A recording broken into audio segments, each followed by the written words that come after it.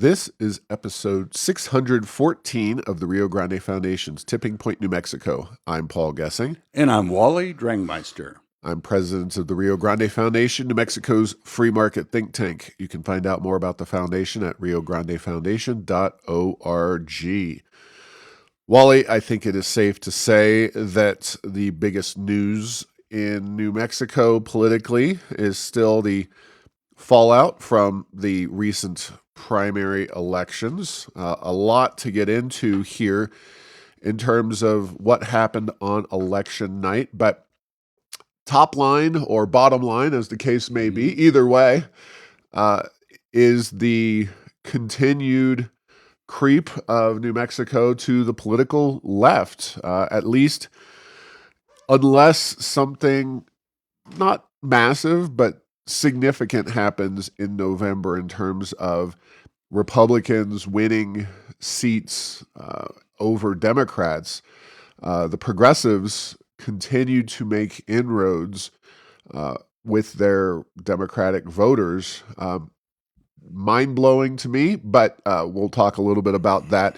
So I assume that's the bottom line for you, but boy, it's going to make things even more challenging in this state, especially come the 60-day legislative session in January, unless something significant happens in November with the Republican Party. Yes, Paul. So, I have a number of thoughts about this. And the first one is a lot of the policy things that the progressives in New Mexico have been running on are broadly coordinated across many states. These ideas do not originate in New Mexico. They come from elsewhere and find root here in New Mexico.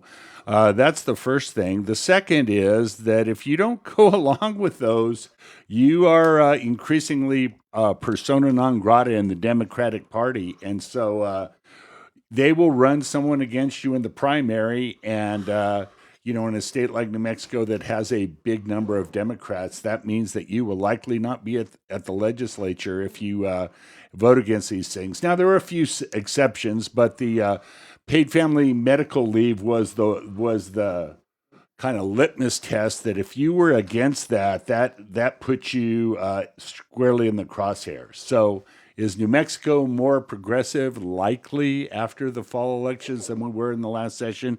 I would say yes. And I was thinking about it relative to some of our surrounding states. And let me just focus on Colorado and Arizona a little bit. The thing is that because New Mexico is disconnected from the source of funding for government, a lot of policies can happen here that in a state like Colorado or Arizona, where if they did a lot of these things, they would have a lot less money flowing in, and that would cause alarm bells. But in the oil and gas state, land of enchantment is technically what New Mexico is called, but it is turned into the oil and gas state. You can do a lot of these things, and they don't really have an impact. Even Gavin Newsom in California puts forth policies, but because they are basically a state that lives off the business community as well, they see the impacts it causes problems. And, not saying they don't do crazy stuff and keep going forward, but there is some economic pushback at the state funding level, and we don't have that in New Mexico. And so is it going to take oil and gas revenues to dramatically reduce to change that? If so, you better have big lungs, because you might have to hold your breath for a decade or more until that time comes. So, yeah, the resource curse, I think, is a real factor here in New Mexico. It's obviously a real factor in other nations around the world, but New Mexico and the fact that so much of what happens economically in this state is really separated, bifurcated from the policies that are implemented in Santa Fe. There's no question that if we did some things differently, reduced income taxes, eliminated income taxes, could do that no problem. Reduced the GRT, reformed the GRT, eliminated the GRT, we could dramatically improve our state economically. But I think it's safe to say that there are a certain number of people who are ignorant of those facts, another group of people who actively don't want that kind of thing to happen because their life is just fine as it is and screw everybody else, not to put too fine a point on it. And then you just have a voting situation that some people don't really care about economic policy issues.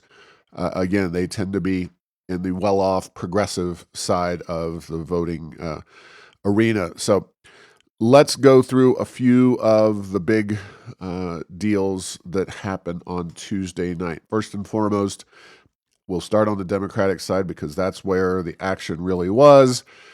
4 of the 11 Democrat state representatives who voted against the Paid Family and Medical Leave Act this year either retired or lost. Anthony Allison up in kind of a Navajo district up there in the Four Corners, Democrat, he left, he retired, and was replaced by somebody who is more progressive. So that was a shift without a electoral victory, although it was a competitive primary. Ambrose Castellano in Las Vegas, New Mexico, he was one of the more moderate Democrats.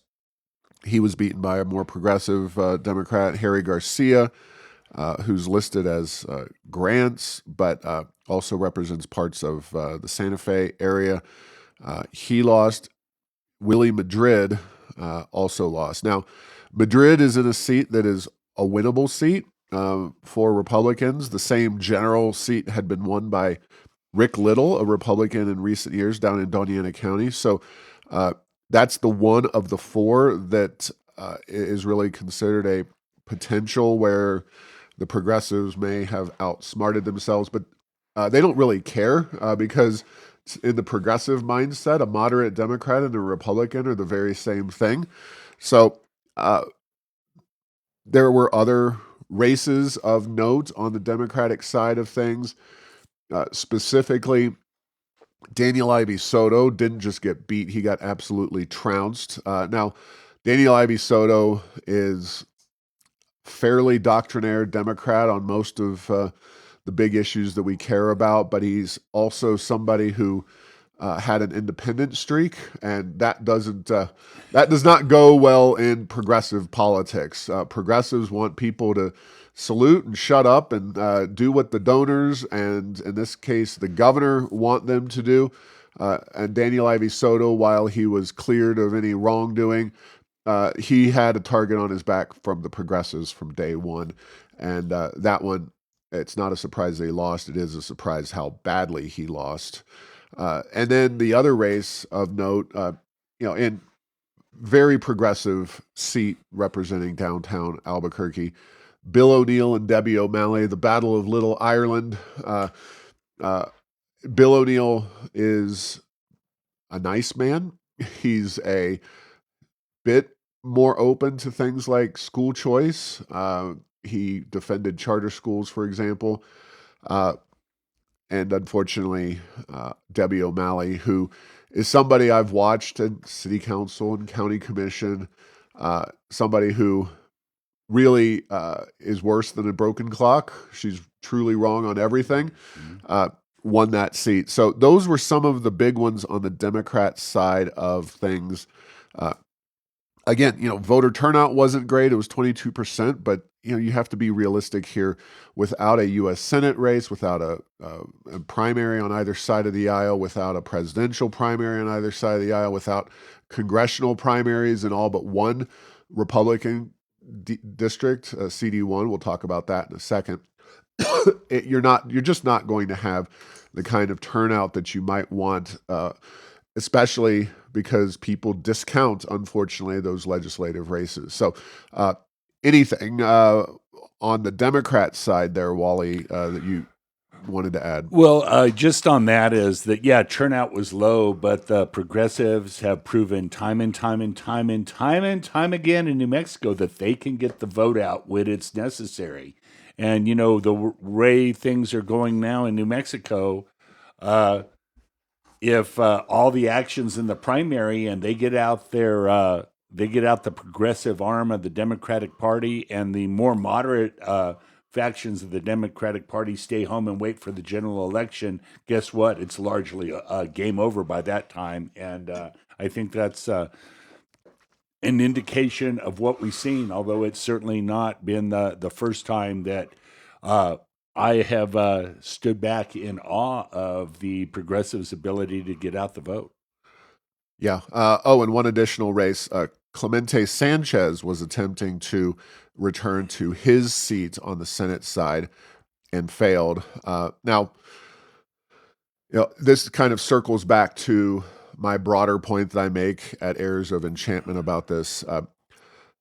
There is a tendency among some, especially left-wing media outlets, to call the Democrats who lost conservative.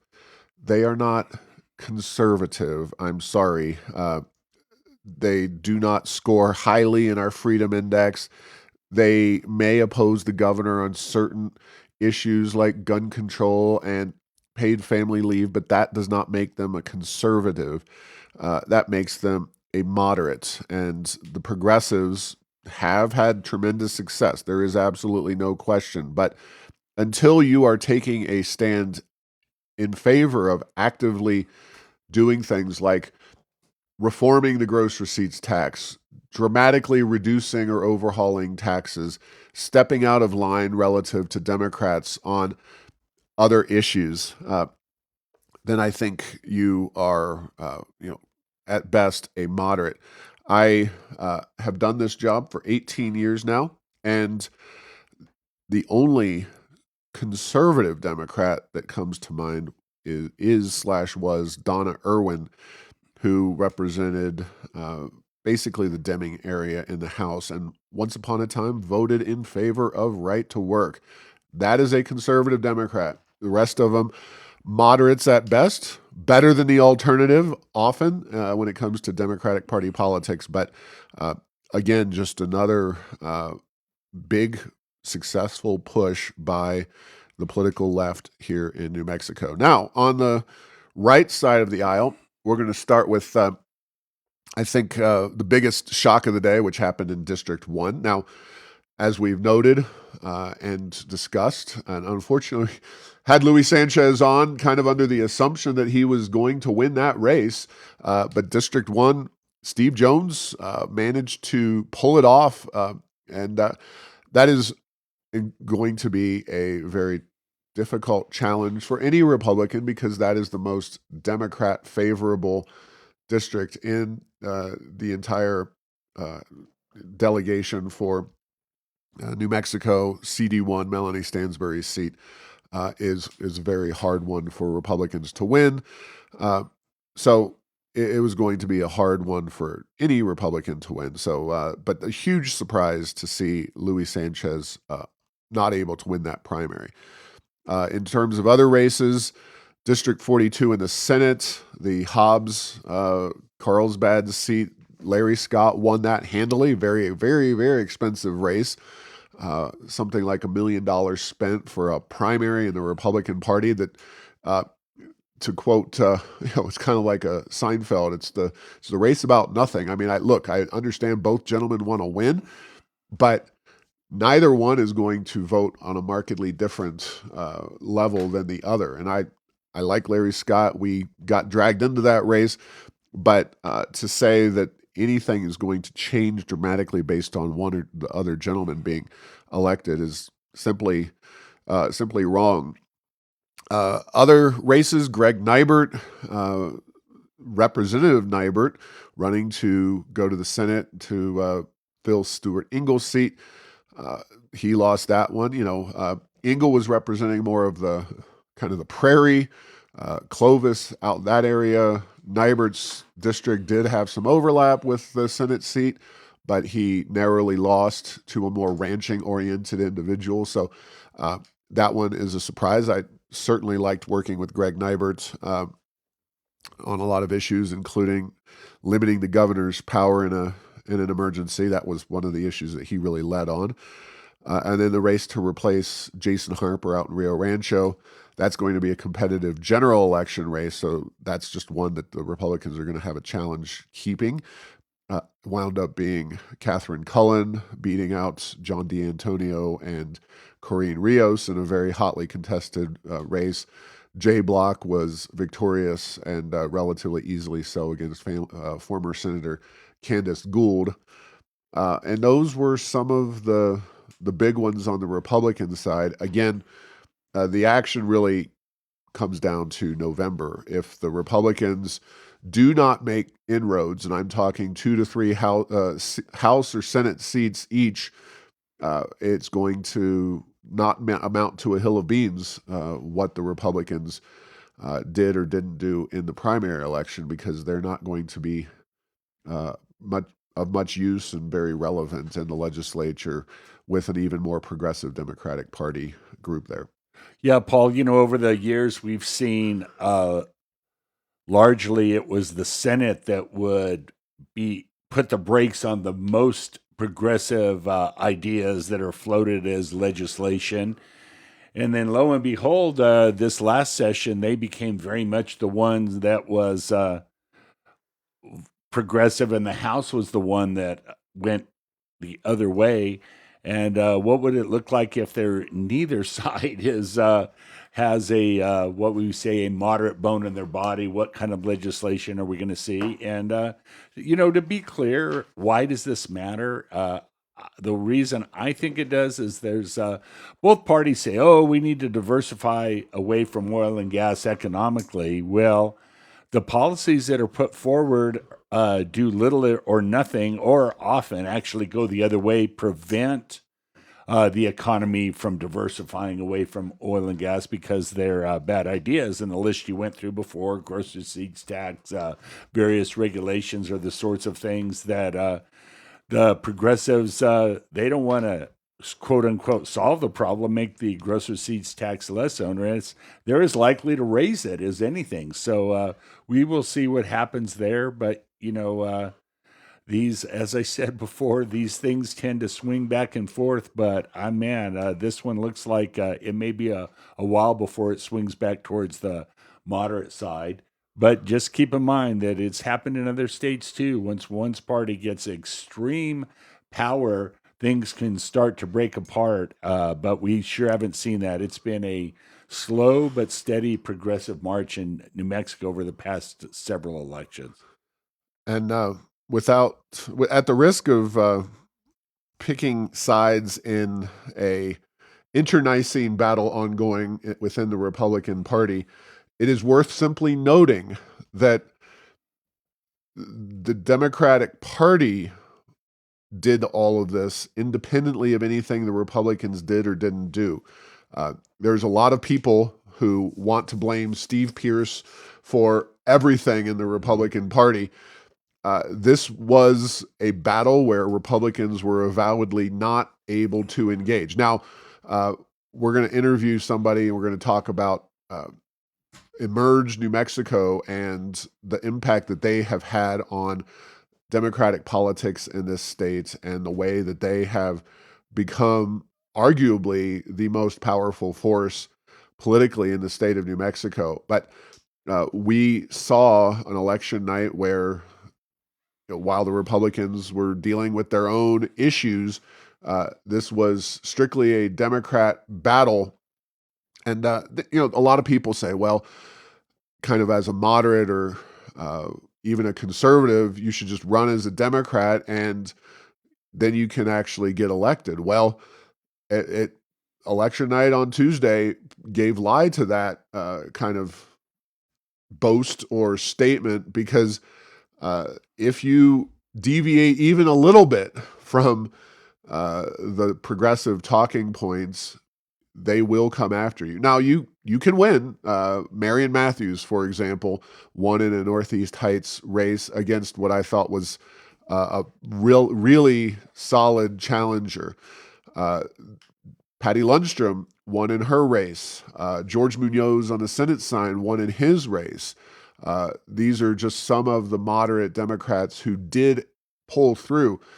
But the fact is that uh, every single election cycle we've seen, at least for the last decade, a nibbling away at the traditional Democratic base. We have not seen Democrats, by and large, on the moderate side, making gains anywhere near progressive districts. It's been a one-way push to the left, and I don't see that changing. I don't see the Democratic Party, given the ideology, given the money, given all of the now maybe it'll be different after whatever happens with the presidential election with Donald Trump, and maybe that he has, with all due respect, poisoned the brains of Democrats to just be so anti-Trump that it turns them into progressives, and I can see that, but this has not been just a Trump phenomenon. This has been before Donald Trump, and I don't think it's going to stop until something dramatic happens in the Democratic Party. Maybe it'd be a wipeout election involving Joe Biden, and they finally nationally say, all right, we got to do something about the progressives. But this is a situation that is really embedded within the Democratic Party, and it shows no signs of abating because all the money and all the energy are there. The left has become more powerful. It's more left-wing, and they continue to gain and grow when it comes to here in New Mexico. But I think it's safe to say that in a lot of states, the progressives tend to win a lot of these races, and that the Democrats elected tend to become more progressive over time. Yeah, that is an interesting phenomenon. And some of the names you named that were able to hang on. There was once a time where, Paul, they were tended to be towards the more liberal side of the Democratic Party. Now they're held out as stalwarts of being the conservatives or the moderates or whatever it is. And yeah, at the risk of being redundant, New Mexico's slide to the left will continue, and the fact that on one hand, we can talk about those Democrats that either branch of the legislature that are considered moderate D's is just a sign of how far things have gone the other way. All right. Well, needless to say, both of us view this as an impactful thing that happened. This election will have some pretty profound ramifications. There's a lot that will happen before the legislature officially takes its seats in January, but definitely definitely a real issue for New Mexico because this is a blue-dominated state, like it or not. And again, that's something that's not new. While we would be the first to say that New Mexico's never had, since the 1930s, I wouldn't say that the Democrats have been conservative, because you look what policies that Democrats have enacted have been real conservative policies. Not a whole heck of a lot. So anyway, we're just here in this kind of holding pattern, waiting to see if something better ever shakes loose, because the progressives will not do school choice. It will not do significant tax reform. They won't do any major policy initiatives. I mean, maybe they'll eventually hold the executive accountable in an emergency, but they'll probably wait until MLG has one foot out the door. So anyway, we'll move on. The governor recently spoke to NAIOP, the National Association of Industrial Office Properties. They have luncheons pretty regularly.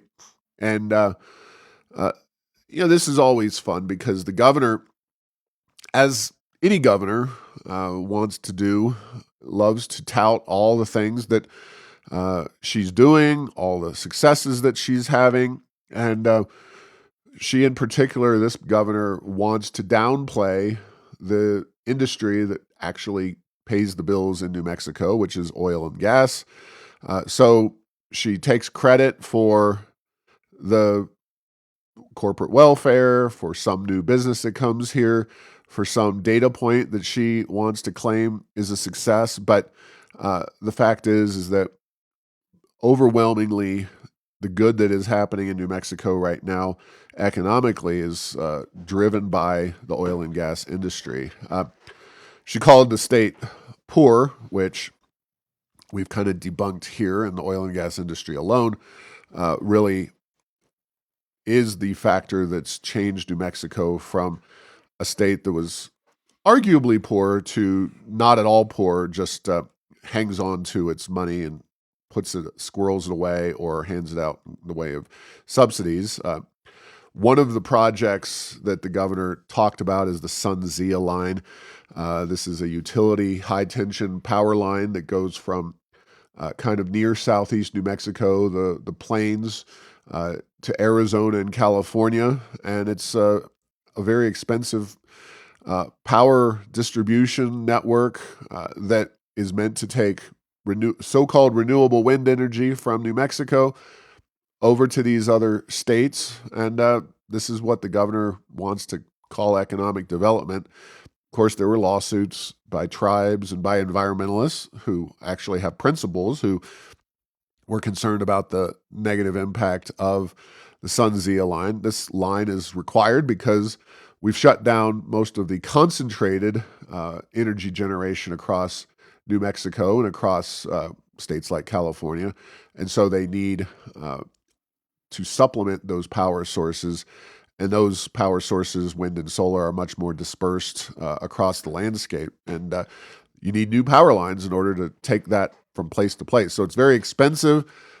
This one is largely being financed by those other states because it is taking New Mexico generated wind out of state and supplying it to California and Arizona. But to call that real economic development, I mean, yeah, you'll have a power line.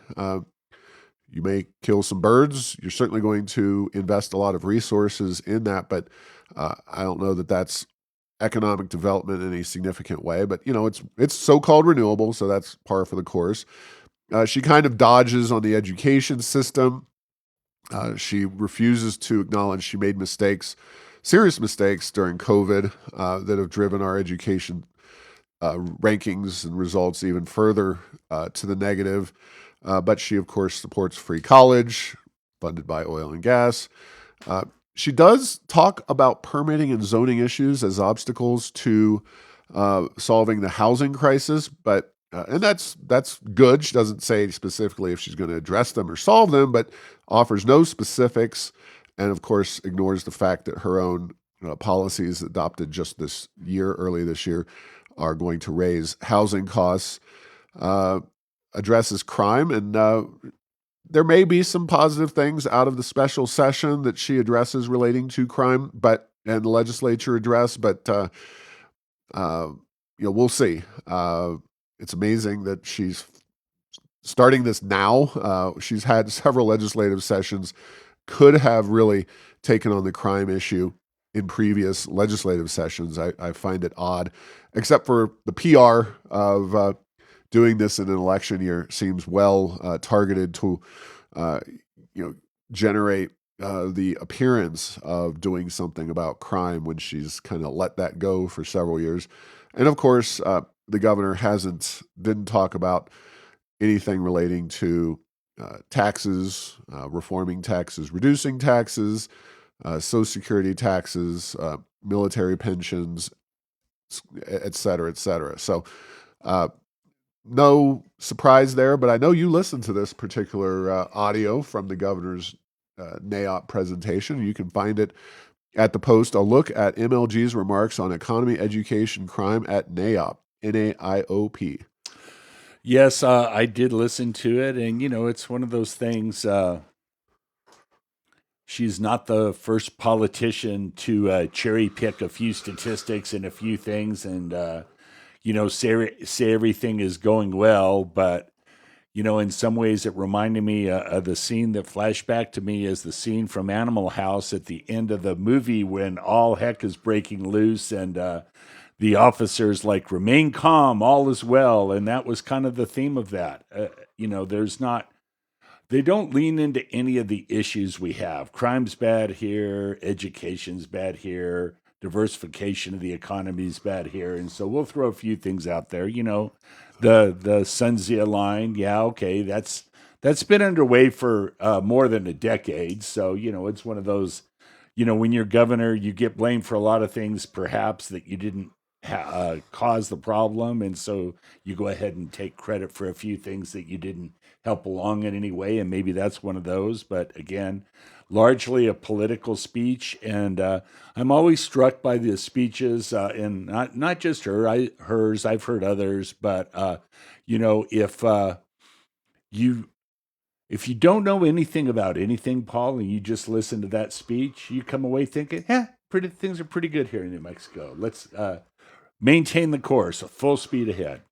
And that is a big part of the governor's strategy, because if you don't educate yourself and don't decide that you know and realize that New Mexico can be better, we have for decades been, this poor, impoverished state. I mean, we've always had some level of money coming in from oil and gas, but when you have a tenfold increase in revenues thanks to that industry and the production of that industry over the span of a little over a decade, you kind of would expect a little bit more. But unfortunately, it's just hard to get that across. We do our very best here at the Rio Grande Foundation, but when the media does not do, I think, its job in saying, hey, we have all this money. It's not going away anytime soon. What are you doing with those dollars to improve New Mexico? That kind of questioning and our questioning doesn't filter down to policymakers, because we have been, we've had this mindset of impoverished, failed to address the state's biggest issues, and that's just kind of been a generational issue here in New Mexico. And until we demand more out of our politicians, we're going to continue to get the same old stuff. Hey, Paul, and let me just make one clarifying point is, in many decades past until about, 12, 15 years ago, you could say that New Mexico was a poor state. And when you said that, you didn't need to necessarily differentiate between the people of the state and the state government having money. Neither one of them had very much. Right. Well, now we're in a position where, with some notable exceptions, the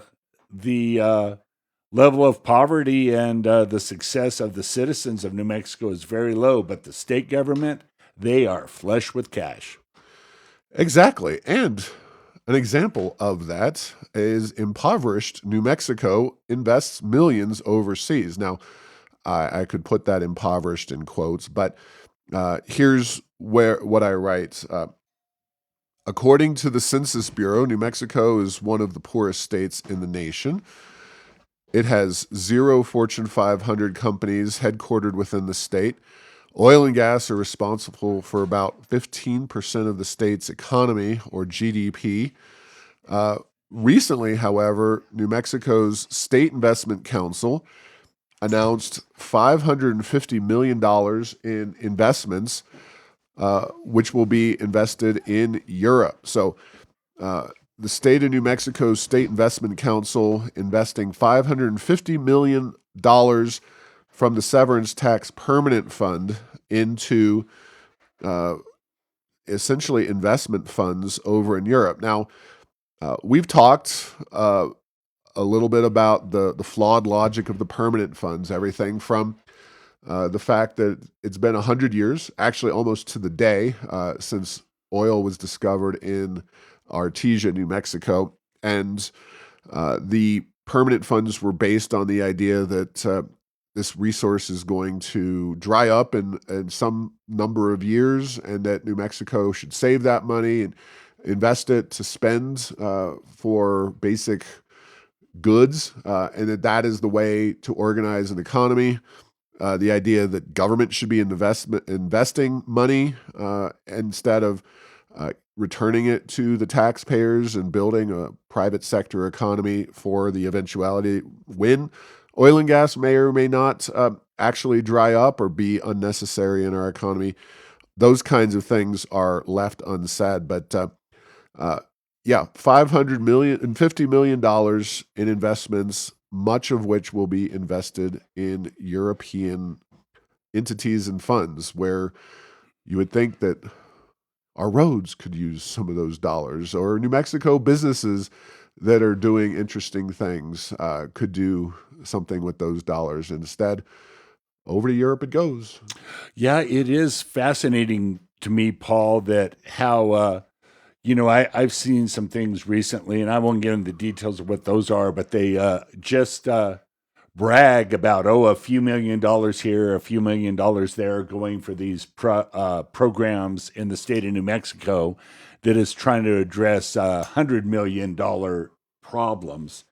And yet, yes, we're putting that money over there. We're a little bit, the state of New Mexico is starting to act a little bit like a company, and we've seen them out there as they've grown so big, they can't come up with good ways to invest in their own company, or in this case, their own state. So they just hoard the cash and invest it in others. But hey, we're not a company. We're not Apple sitting on a bunch of cash. We're not a hedge fund. We're a state. And you're right. It would be different if we looked around and said, man, those police recruiting efforts that the state put the money in. Boy, we're seeing more police. That worked great. The roads are looking good here in New Mexico. We're not even doing that. We are, on the one hand, acting poor and affluent at the same time. We certainly have an affluent state. We're starting to act a little bit like Harvard, their endowment fund. We're well invested and we're making good returns. But who is that benefit? It's not benefiting anyone right now.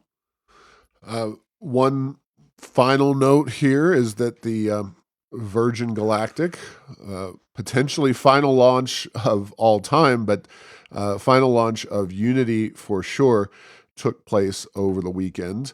And that's a big deal. They did it successfully, so kudos to Virgin Galactic.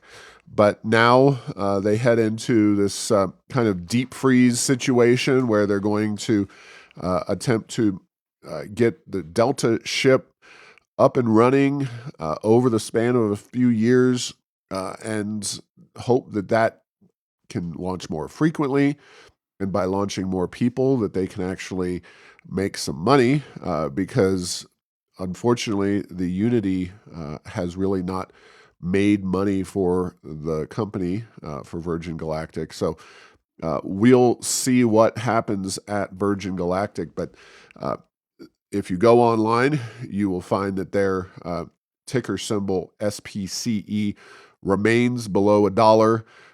There's real questions and concerns, not just here in New Mexico or at the Rio Grande Foundation, but broadly speaking, about the viability for the future of Virgin Galactic and its business model. Of course, when your business model amounts to changing horses in midstream, changing technologies, that is a huge bet that they are going to be making. I was in Farmington last week. I met a lot of people, even though I spent a fair amount of time in Farmington over the years and know a lot of folks up there. I know that's one of your favorite places in the state, Wally, but had a great visit with a bunch of folks in Farmington. Even had a politician buy me dinner, which was I'm not going to mention any names, but they'll be kicked out of the club if they heard that happen. I'll be in Gallup this Wednesday and talking to the Rotary group out there. Sammy C., who runs our program on his radio station. The Rotary out there in Gallup meets at his restaurant, and of course, Patty Lundstrom was one of the the Democrat moderates who won on Tuesday. So I don't know if Patty is a Rotary member, but she's definitely somebody who has more reasonable approaches to economic policy than what we often see. And I do want to acknowledge, I'm sure you remember because you have been to numerous Rio Grande Foundation events over the years, but I want to acknowledge the passing of David Bose. That is David Boaz. He was a longtime higher up at the Cato Institute. He spoke at, I know, at least one Rio Grande Foundation luncheon probably a decade ago. He has written numerous books, including Market Liberalism, Libertarianism, a Primer, Libertarian Reader, Politics of Freedom, etc. over the years. So very sad, but he was a great leader in the libertarian and free market movements. Corey DeAngelis will be speaking at two events next Monday. So just a reminder of that, go to riograndefoundation.org. Corey DeAngelis will be speaking noon to 1 at an event at the Greater Albuquerque Association of Realtors on University. He'll also be speaking at the Flickinger Center at 6 p.m. in Alamogordo. So price is very reasonable. You can also get a copy of Mr. DeAngelis' book and go check Corey DeAngelis out. He is truly one of America's leading voices on education choice. You can pick up a copy of The Parent Revolution, Rescuing Your Kids from the Radicals Ruining Our Schools. And Corey is an excellent speaker and excellent guy. So do check those out, and we'll see you next Tuesday. Thanks for listening to this week's episode. Find all episodes at tippingpointnm.com or at the Rio Grande Foundation's YouTube channel. Subscribe to the show at Apple, Stitcher, or tell Google Home to play Tipping Point New Mexico. Thanks to Path 3 Marketing for producing this show.